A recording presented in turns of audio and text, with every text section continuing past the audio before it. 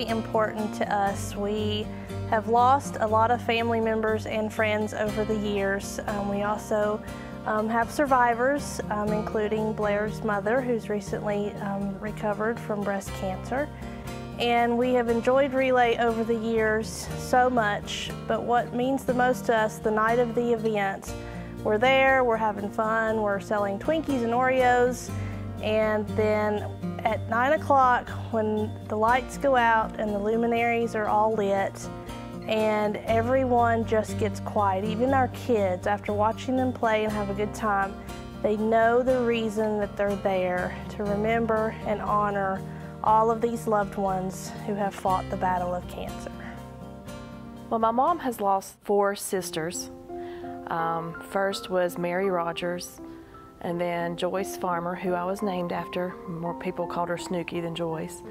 And then Carolyn Burris, and then Effie Sue Bartenstein.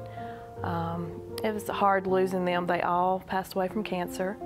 And then Paul's mother passed away in 1997 of cancer. So cancer has really affected our lives.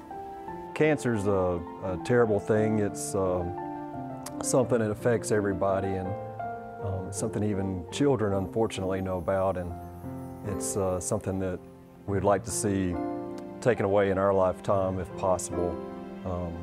I've been a pallbearer for many victims of cancer, and I've lost my mother, and it's just a terrible thing. And I see the effect it has on the families of this church and the loved ones that have been lost.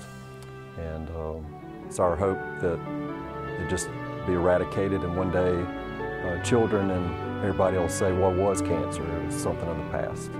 In January 2005, my husband Chris passed away from melanoma, and the boys were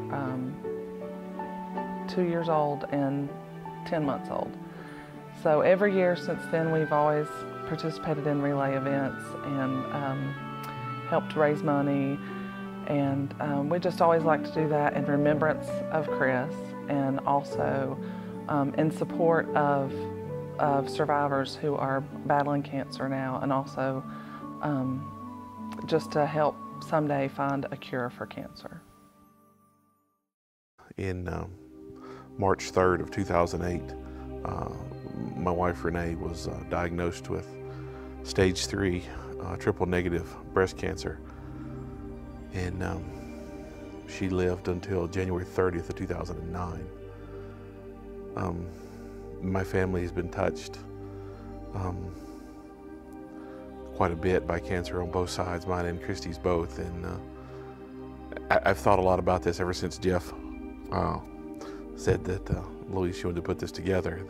And I guess the thing that I come up with, and the thing more than anything, is I do not want another 4-year-old boy to look at his children's minister of his church, who was a childhood friend of his mother's, and say, Mom went to heaven today, didn't she?